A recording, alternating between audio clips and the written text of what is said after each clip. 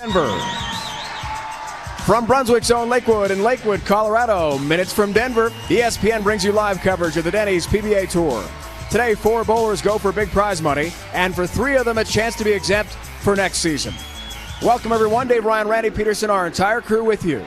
And along with the 4 last season, he captured 3 tour titles, including the Denny's PBA World Championship. The 2005 PBA Player of the Year from Tarrytown, New York, Patrick Allen. Patrick Allen wants to prove that last season's heroics were not a fluke. He has the left side of the lane all to himself today to pave his way to victory. He finished second in last week's Tulsa Championship, making his 3rd consecutive TV Finals appearance. From Austin, Texas, Big Wes Malott. Wes Malott made it to his first title match last week where he ran into a red-hot Tommy Jones. But with his proven versatility, he just may be the next player to win his first tour championship. The 2003 Dexter Tournament of Champions winner makes his first TV Finals since last year's USBC Masters. From Flower Mound, Texas, Patrick Healy Jr. Patrick overhauled his entire grip a month and a half before the Japan Cup and finished 3rd. This major championship winner now feels like his physical game is the best it's ever been in his entire career. The 2004 PBA Player of the Year has 6 career titles, including the 2002 U.S. Open. 2 of those wins came last season. From Heartland, Michigan, Mika Koivuniemi. Major Mika is back with a new twist. Known primarily as a guy who likes to go straight, he worked diligently in the offseason on throwing the slow hook, which may pay huge dividends today.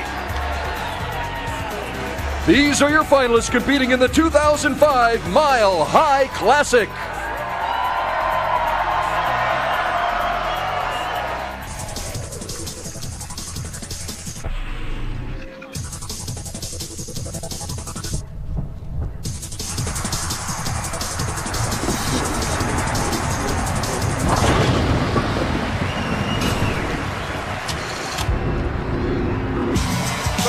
Comes to the greater Denver area for the 22nd time. One of our bowlers today will become the 3rd ever exempt bowler to win in this great city. Tom Baker and Tommy Jones are the others. A new Mile High City champion to be crowned today. Randy, let's look at those matchups. Final number 1, Patrick Allen will take on Wes Malott. Look out, Wes. Patrick has won his last 5 semifinal matches. That's why he's the reigning Player of the Year. And in semifinal number 2, a rematch of 2001 U.S. Open where Mika Koivuniemi defeated Patrick Healy Jr. and earned the nickname Major Mika. Thanks. Let's start with the reigning Player of the Year and Patrick Allen. How would you best describe your off-season approach to repeating as Player of the Year? You just have to take it 1 week at a time. I mean, Tommy Jones is off to a great start, as well as Wes. I'm just trying to make my own mark, too. Good luck to you. Thanks. Wes Malott, another TV show for you. 3 straight. After your first couple of years, you'd only made a couple of shows, and now you're a regular on TV. How have you made your adjustments to be so versatile on different patterns? Well, I mean, I've always been a pretty versatile player. I put a lot of this to, hard work over the summer and the regionals as far as executing when you need to make the shots to win, and hopefully we can carry that over and be able to do that today. Good luck to you, Wes. Thank you. Wes Malott goes first. First career title, Randy. It's the first ever head-to-head matchup between these 2, Wes Malott, Patrick Allen on TV. $40,000 for first, 25,000 points. The all-important 1-year exemption, almost $250,000 in total prize fund. Patrick Allen will start the match, which means he will finish the match last on the right lane. And keep in mind, PA's last 5 shows, second, first, first, second, first, meaning his opponents don't win this match. And a great start for Patrick Allen. In his first U.S. TV appearance of this season. Reigning Player of the Year. Was he ever spectacular last season? Now it's Wes Malott.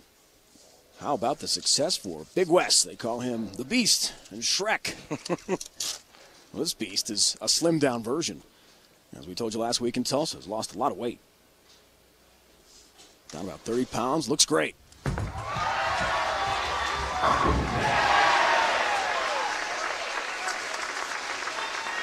Great start from H. Randy leads us to our first ace matchup of the day. The reigning player of the year going up against a guy looking for his first title. All PA has to do is rely on his past experiences. Wes Malott, well, he needs to avoid disastrous frames. First career Denny's PBA Tour title. Wes looking for that.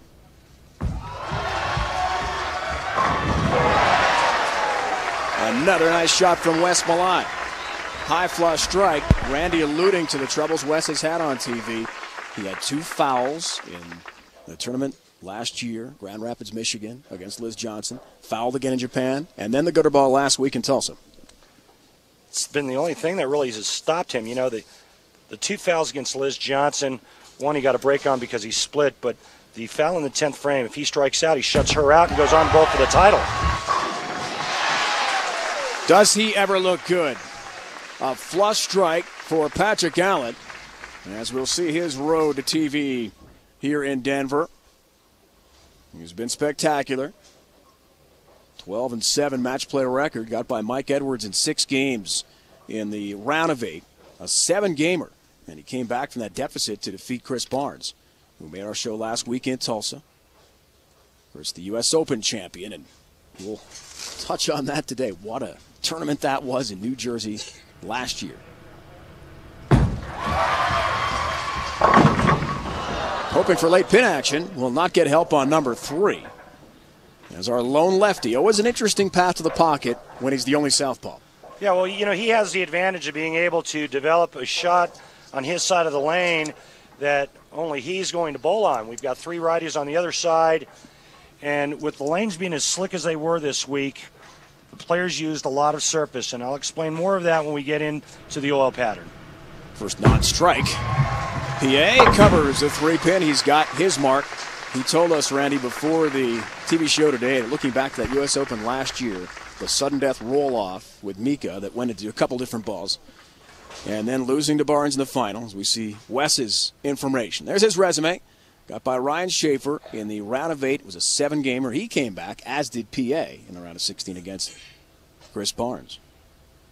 Patrick said that was the most exciting TV show he's ever been a part of.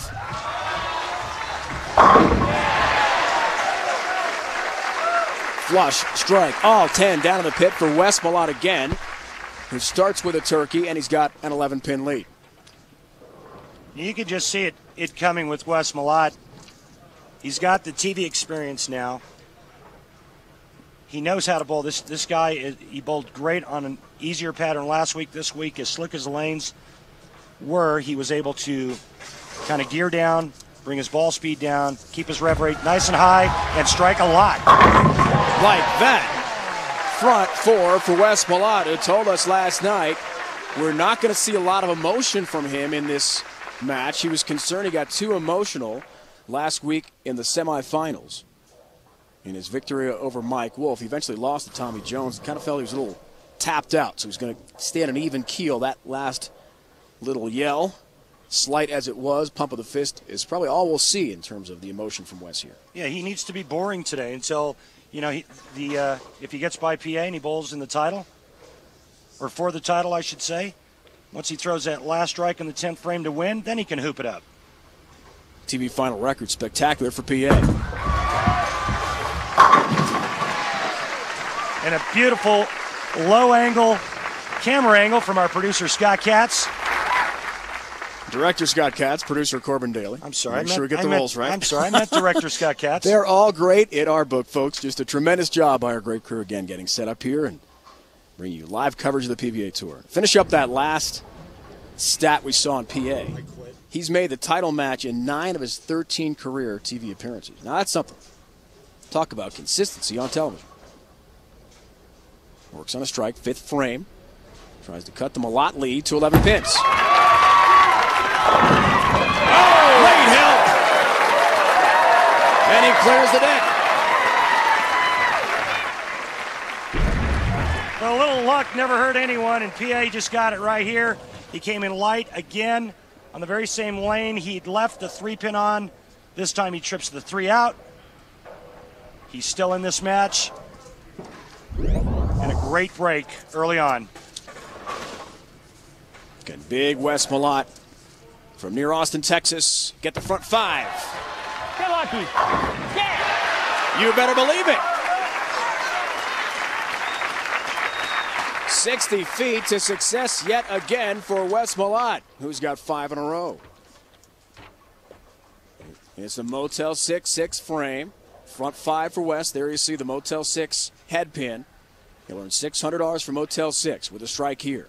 Also eligible for a $6,000 bonus if he throws a front 6 more than any other bowler on TV this year. So we shall see.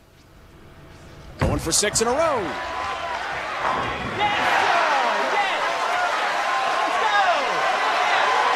So there's a little emotion for Wes Malott and he's $600.